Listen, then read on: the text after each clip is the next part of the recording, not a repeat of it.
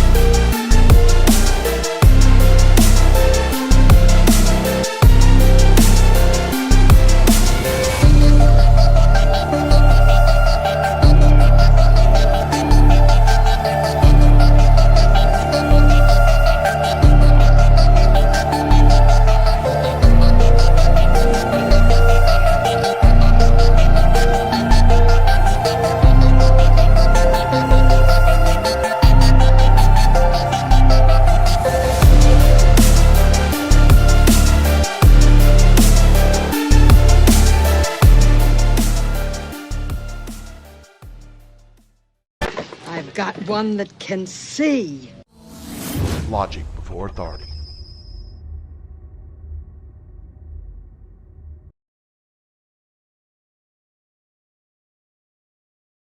Hi guys, this is Daniel Alexander Cannon here on Logic Before Authority. Live once again, 20 days in a row for the October Superthon. On the 1st of October, I committed to going live 31 days in a row. Actually going to end up being 32 or maybe even 33 or maybe even 34 days in a row. Getting a couple of people asking me if I could go a day or so past the beginning of the month for apparent personal reasons for them. And so I might do that. What's happening, Super Dave? What is happening, my super moderator brother? Super Dave 44. Go check out his channel. Guys, we're going to talk about the moon in your eye, part 2. Because I know already what is happening. Super Mike Smith, Super Mike, Super Dave, they can make you or break you. They can make you a moderator or they can send you packing. I know, hopefully y'all guys know you have that ability. I never specifically told you, but you do. All right. So we're going to talk about some things that I know y'all guys have questions about, because yesterday I went through the whole process of showing you how the eye and cameras operate like a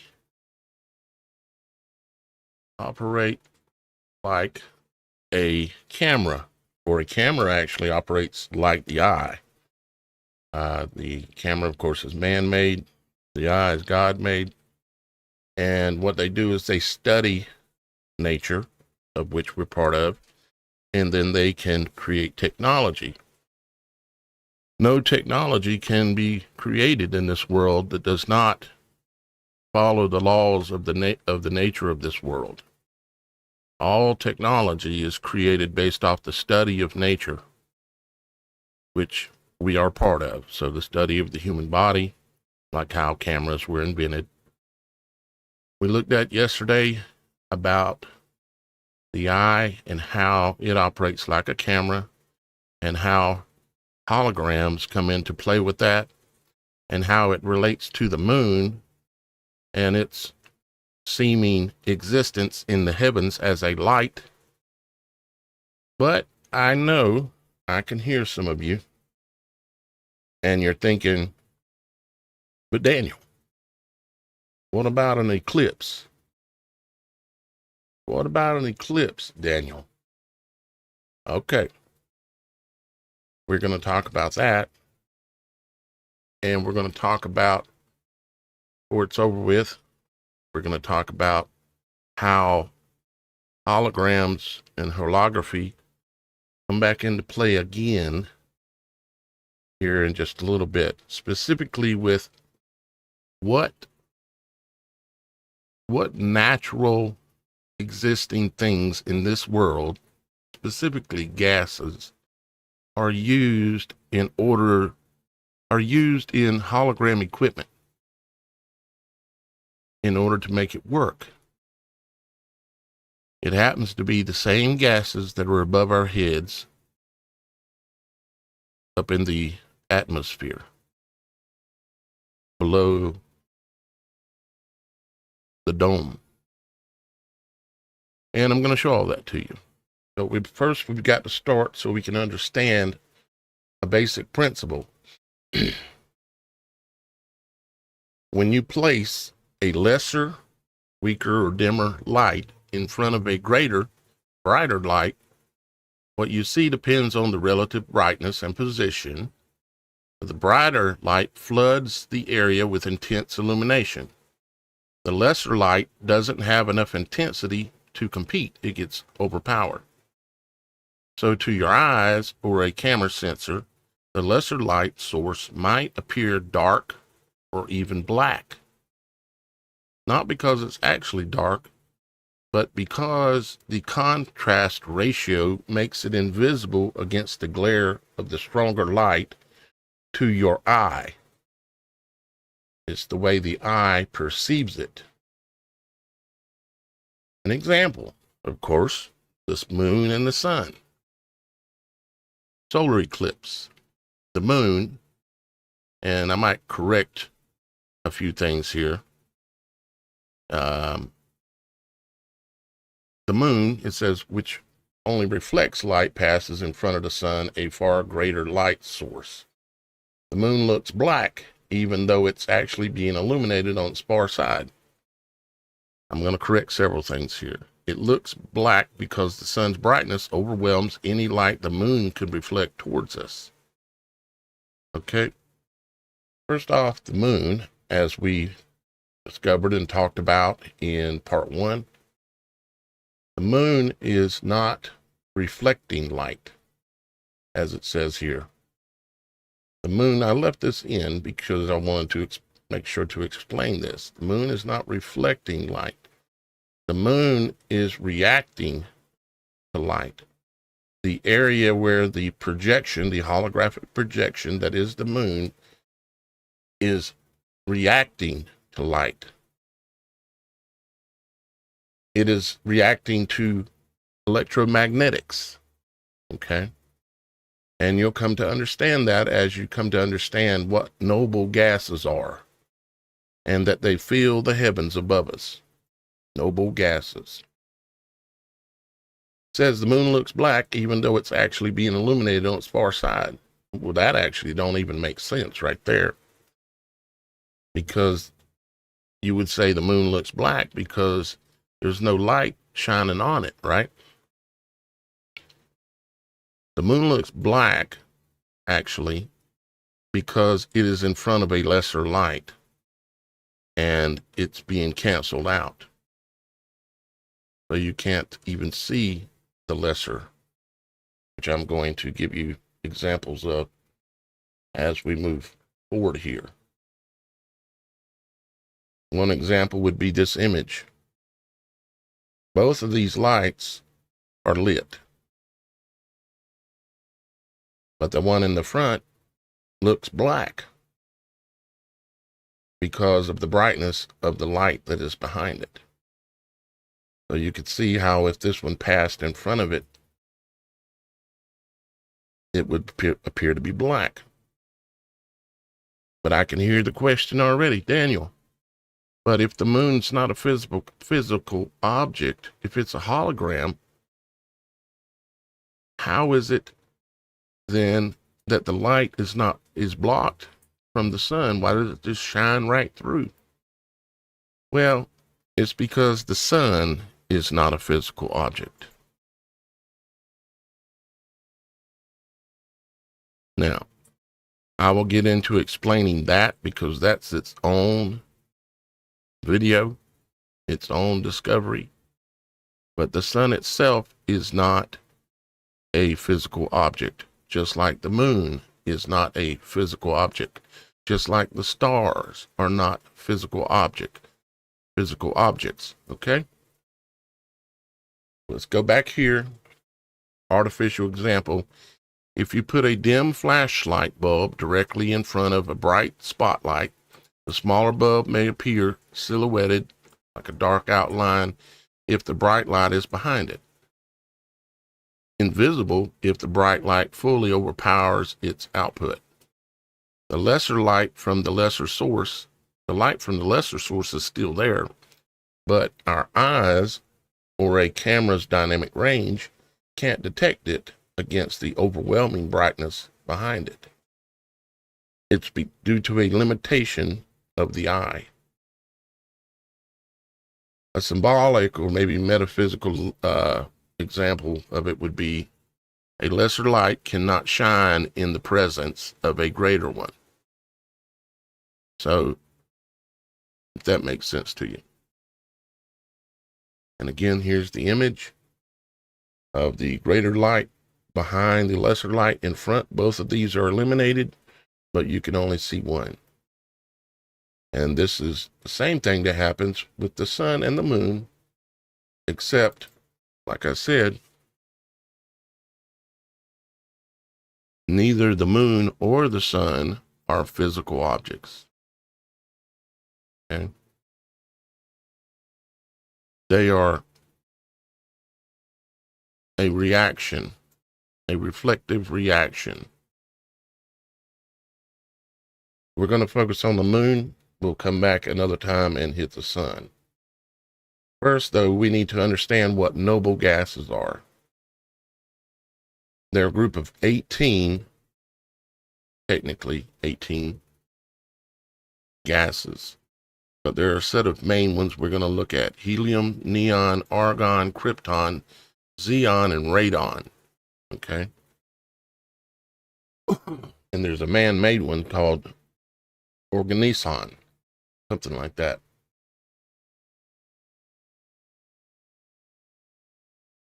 The term noble or royal comes from the idea that these gases are chemically inert.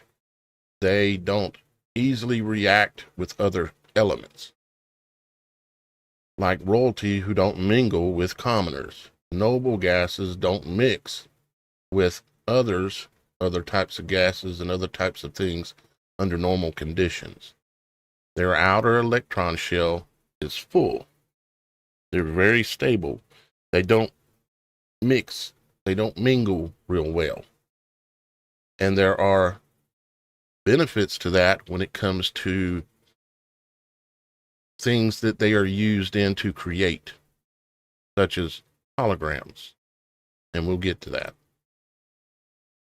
Key properties: colorless, odorless, tasteless, non-flammable, low chemical reactivity, exist as single monatomic atoms or gases, found in amounts in Earth's atmosphere. Okay, so all of these gases, the places where you will find them the most are in the heavens above. However, they can be collected, apparently. Here's an example of simple common uses, but then we're going to get into advanced uses here in just a few minutes. Helium, of course, balloons, cooling superconductors, breathing mixtures for divers. Okay. Neon is like neon signs or high voltage indicators. Like neon signs, those glass tubes, they have just gas in them, and an electrical field is run across them, which excites them and makes the neon light up. We all are somewhat familiar with that. Argon, shielding gas in welding light bulbs. Krypton, high performance lighting lasers. High performance lighting and lasers. xenon, camera flashes, ion thrusters, and anesthesia. And if you happen to know the 88 lights that are the two big purple power lights that they put they turn on every year from 9/11, those are xenon bulbs, or however you pronounce it. Xenon, I think that's what it is. Xenon bulbs, okay? And they produce a heliotrope color, okay, which is seen every year. Radon also. And let's keep going here. Reaction to electromagnetic fields. So how do these gases react to a flowing current in an electromagnetic field? Like inside of a torus. Let's imagine for a minute we live in a world, WHRLED, a torus world, and there's current flowing in the heavens above. Now, we already know that the higher a spire is put up into the heavens, the more natural electric current, plasma current, that will be attracted to that spire. Okay? This has been known as free energy for thousands of years. They just don't tell us now. They want to charge us for the electricity. Now, this is where things get interesting. Noble gases don't react chemically, but they respond physically to strong electromagnetic fields, especially when ionized. Behavior in electromagnetic fields. Helium ionizes easily under very high voltage. Gives off a pinkish glow. Now, I want you to think about things such as auroras, the sun setting in the evening time, and the skies that you see in all the different colors and different layers of colors. This is what you're looking at, okay? Those colors are what you're seeing.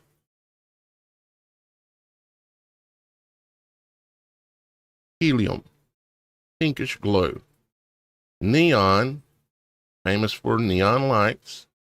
Strong electric fields excite the electrons and create a bright red-orange glow, or it can be manipulated with the insertion of other gases to create pretty much any color. Argon, used in argon arc lamps and welding, glows violet blue. Think about the sky. Krypton glows white or pale violet when electrically excited. Used in lasers and holograms and flash lamps. Xenon produces a brilliant white-blue light in xenon flash lamps and arc lamps, just like in New York City. Radon, radioactive, but if ionized, it behaves like other noble gases electrically.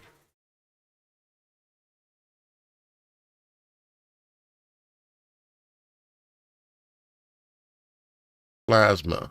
When all gases go in, when a gas is exposed to a strong enough electromagnetic field, it becomes a plasma.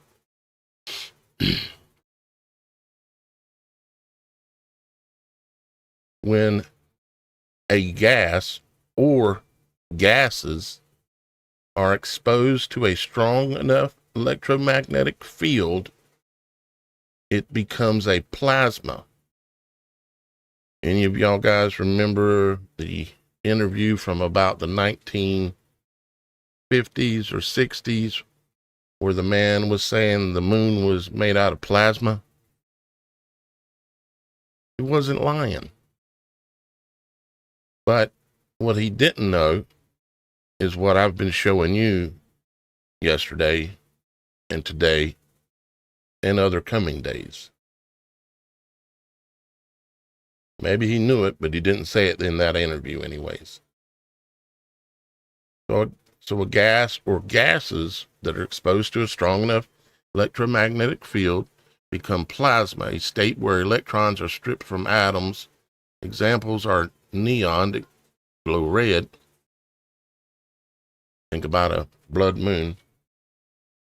Hydrogen, pink glow. Nitrogen, purple glow.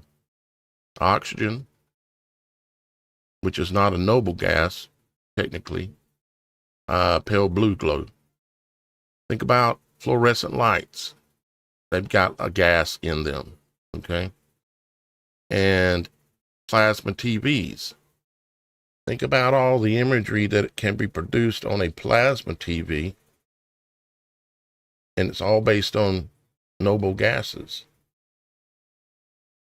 But with the right equipment, you can produce holograms. How noble gases relate to holography. Most holographic projectors and recording systems rely on laser light. Okay? Coherent monochromatic beams that can interfere precisely to form holograms. Noble gases are used in these lasers because they don't react. They don't mingle well. Remember, they're noble, but they don't like mingling. They don't react with other gases in the tube because they are chemically inert. They have predictable emission lines, stable wavelengths. They operate cleanly without contaminating optics. So you get perfect projection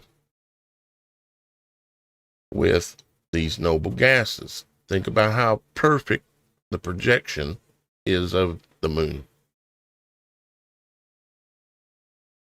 Common noble gases used in laser sources for holography,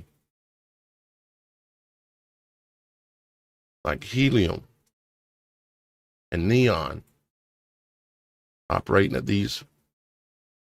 Let me see if I can possibly get that to zoom. Most classic and widely used in optical holography produces extremely stable red light, ideal for interference patterns.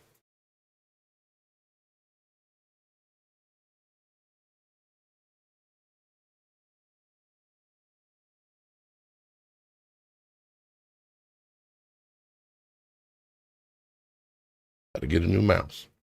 Got to get a new computer. Argon, used for color holography, 3D projection, and very bright display holograms. Krypton ion laser, sometimes combined with argon to produce full color holograms. Now I can explain and I can show these things to you guys, but I can't see the truth for you. You're either going to be able to see it with this information or not. It's not to say that I'm not going to come back and present in a even better way with more details, because I will, but some of you will be able to see and understand what I'm showing you, and some of you won't. Xeon arc excimer lasers. Xeon-based excimer lasers can create UV holographic lithography or semiconductor patterning and high-resolution holograms. So, hologram equipment, you got to understand, is based on these gases. These gases fill the heavens. And I'm going to show you that. And so if these gases that make these holograms work so perfectly that you can't tell it from reality, along with all the other information I've given you, you should be able to now understand why I say the moon is a 3D hologram. No, not man-made, the way God created things. Simple once you see it. Helium cadmium laser. Excellent for fine detail holograms and photopolymer holographic materials. Like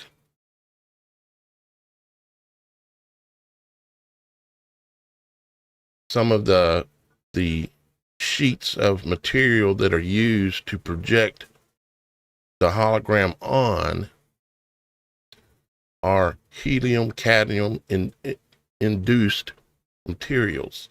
They're a photopolymer.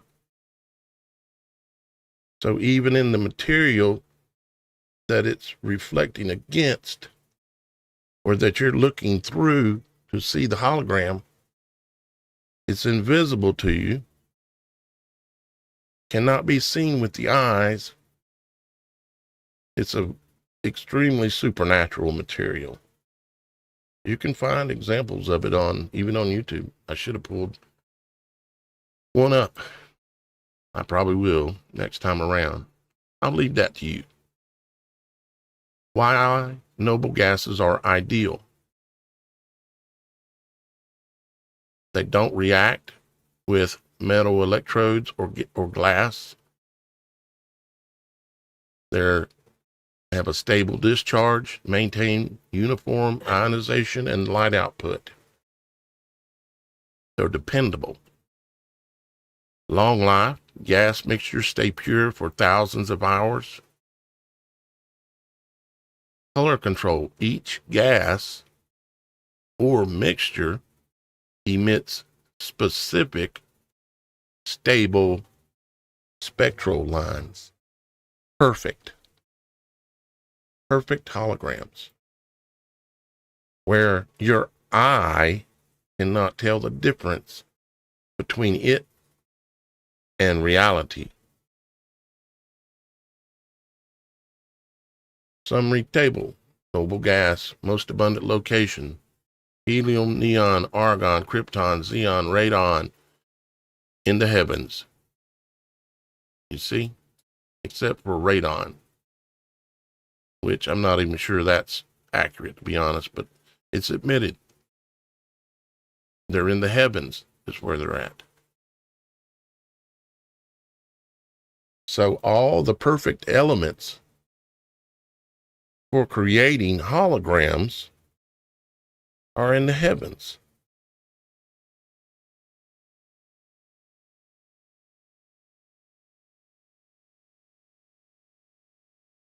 I also wanted to share with you, this is not directly related. I mean, it is, but it's off just a little bit. Something called the Michelson interferometer. Okay. The Michelson interferometer. You can look it up if you want to.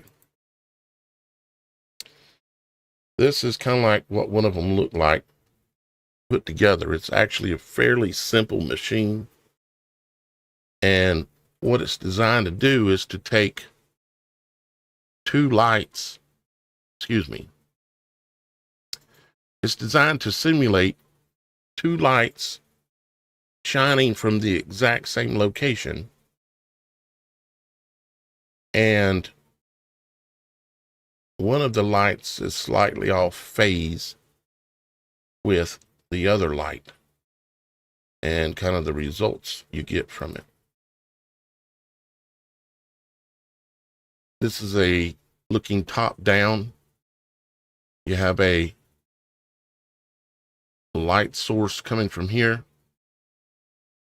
And there's these materials in the middle. See, it says 1/2 silver mirrored or silvered mirror, meaning that it reflects half the light. Hang on, guys.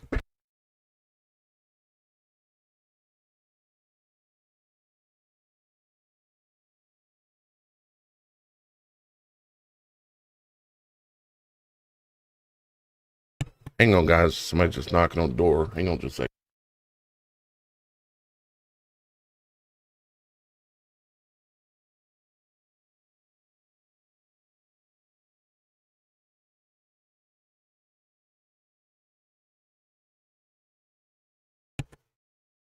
Okay, so one more second.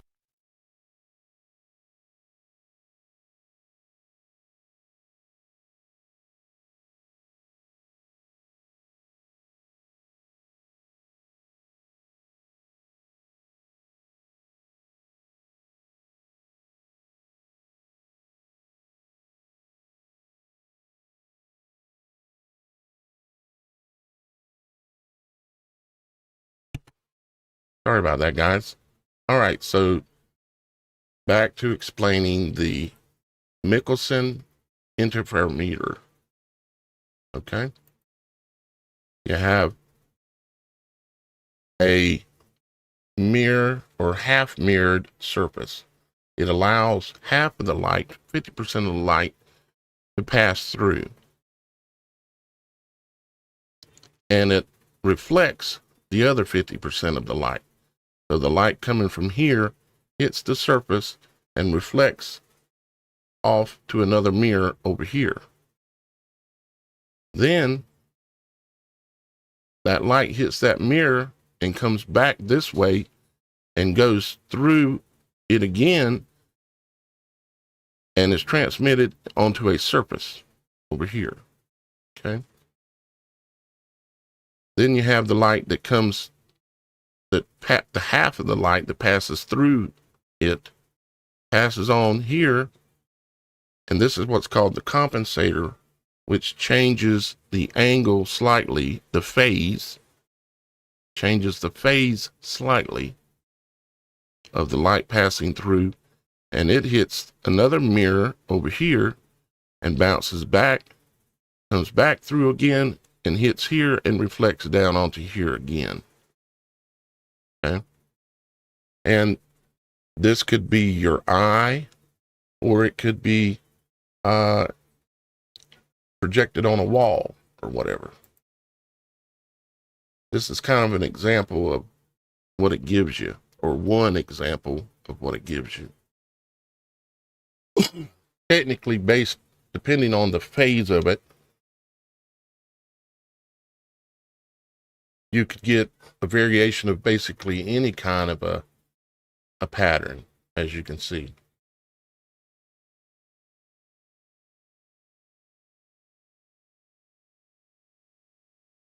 So I wanted to explain that to you a little bit. And let's jump back over here real quick. As kind of a little bit of a review. Okay. So we talked about all the gases, all the neon, all the noble gases, neon, hydrogen, all these different gases. Actually, that's not the complete list. Here we go. The noble gases: helium, neon, argon, krypton, xenon, and radon, and how they all exist in the heavens above us, and explain to you exactly how the image of the moon is what we see. It is a reflective hologram being produced basically by everything I've explained to you yesterday and today. It's not a physical object. Neither is the sun a physical object. We'll go into the sun another day. Okay? Let's see here. I wanted to update y'all guys real quick in reference to the website. There is another new feature on the website as of now, and it's live. If you come to the website, you'll see it looks pretty much like normal. Okay. But there's a new button right here called the Super Question. Okay. If you click that button, the Super Question, if you click that button, it brings you to this page. You can record a question, an idea, or a topic and submit it to me. Okay. So if you click that button right there, what it's going to do is it's going to open up a new page, and it's going to allow you, it won't allow me exactly at the moment because I'm logged into the studio and it's wanting to kind of trip out, but it's going to allow you to record a video audio recording up to 60 seconds long that you can then hit submit on it, and it'll send it to me. So you can ask me a question, you can give me an idea, you can answer one of my questions, you can dispute something I've said, and as long as you're cordial, I'll look at it and read it. Now, you do have to be a member of the website, even a free member, but you have to be a member in order to use this, because I can't just leave it open for any troll out there to come through and record stupid stuff and send it to me to waste my time, right? So you come to the website, you log in, and you can use the new feature called the Superthon, or the Super Question. Speaking of the Superthon, give you a quick update on that. On the October Superthon, most of you are familiar with it, but here is the little quick promo video for it.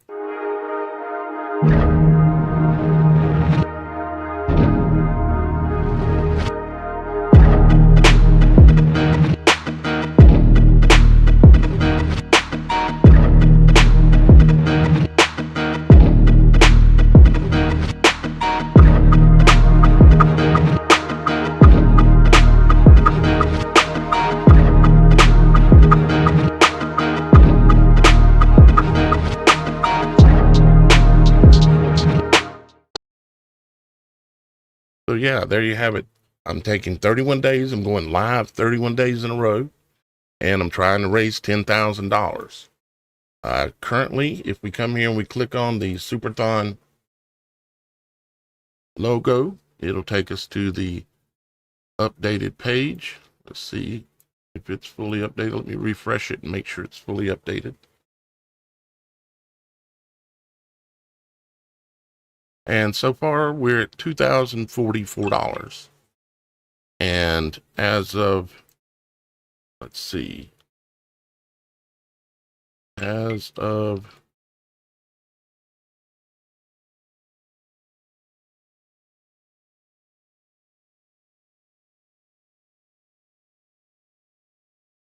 excuse me, I was trying to pull up the little thing that gives me the last couple of names, but I'll update y'all guys on the Monday show, a complete list of the names of the people who have donated to the October Superthon.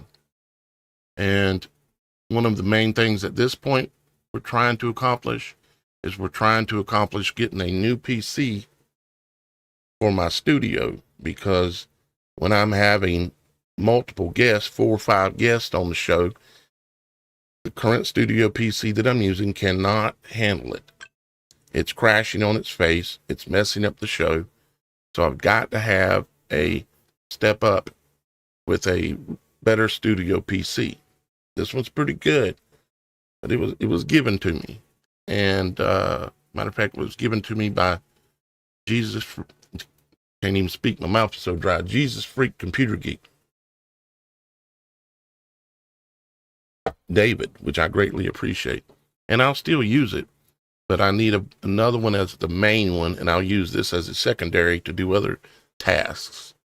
So if you would, consider coming to here and going down and looking at all the links, and you'll see all of the different options as to ways that you can donate. One way you can do it is just by choosing to become a member of the Supernatural Show by clicking on here. Right there. Okay. Let's see, what else do we have here to kind of give you an update on? The Supernatural Show 2025 tinfoil hat contest. As most of you know that is going on, we've gotten quite a few submissions, and I'm going to try to have up by Monday a slideshow starting to show off a lot of the hats. But I didn't want to give anybody, I'm kind of holding it back, letting the images get out, because I don't want to give anybody an advantage by showing their hat over and over and over and over. It kind of, will give them an advantage. So that's why I haven't been showing the images yet. But we've got quite a few submissions. And what it is it's a thing where we're just having a little fun. We're very serious on the show a lot. And we decided we just have a little fun. And here it is, October, going into Halloween, which I do not celebrate or participate in, but we're just having some fun and building some tinfoil hats. Y'all guys are getting pretty creative. We've got, apparently it's kind of evolved to two contests at this point. One is a contest between all viewers, and another one that kind of Shannon kicked off is a contest between everybody that's on the show. Me, Shannon, Roxy, Miss Kim, Super Dave, and Super Mike. Although they might actually get to participate in both, to be honest with you. We'll see how that goes. But if you want to participate, all you got to do is come here and fill out your information, name, email, cell phone number, that kind of thing. And then just click on here and you can upload your photos right out of your phone. Okay. And then hit submit and I'll get them. Okay. Now we've got several prizes that are given away on the Supernatural Show, which is one is a silver 1947 Walking Liberty coin. It's a silver coin. And we're giving away a Ethiopian Bible, okay, to the winner. That's an 88 book Ethiopian, the oldest Bible in the world that anyone can find is the 88 book Bible. The King James has 66 books. The Ethiopian is the same, but it just has additional books, okay, that the Catholic Church at some point cut out of the Bible for whatever their reasons were. If you can come up with some reasons for them. Let's see what else we got here that I might want to remind you of again. Again, remember that we are also building a international super team where if you're living in another country and you're willing to communicate with us as to actually what is truly going on in the country, not what the television is telling us, but what is actually happening in your country with various different topics, come to the website right up here under TSS submissions. Under the home button, you have the International Super Team, and you can join that team and be part of the Supernatural Show team and network. You come in here, fill out your name, email, phone number, give us any kind of links that might help us communicate with you. Maybe it's some social media or some other kind of link. The country you're in, your time zone, and then check this little box down here. It gives us permission to contact you and hit submit. Okay. And let's see. We also still remind you one last thing, and that is we also still have the Angel Cruise going on. What's the Angel Cruise? Well, check this out.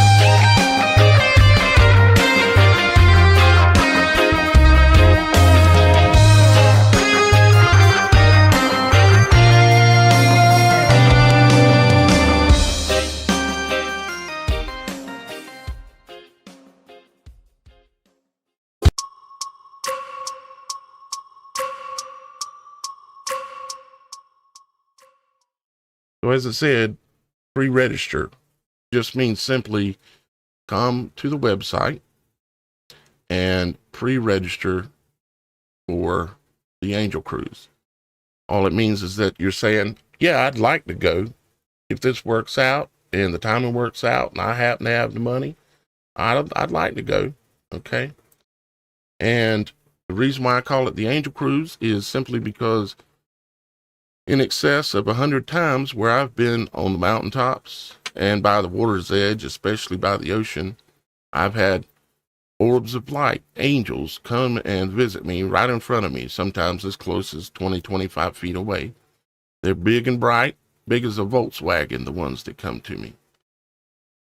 Just like stories in the Bible of where they came to Noah, Moses and Daniel and so on in the Bible. It's on the mountaintops and the water's edge, and that's what I've experienced.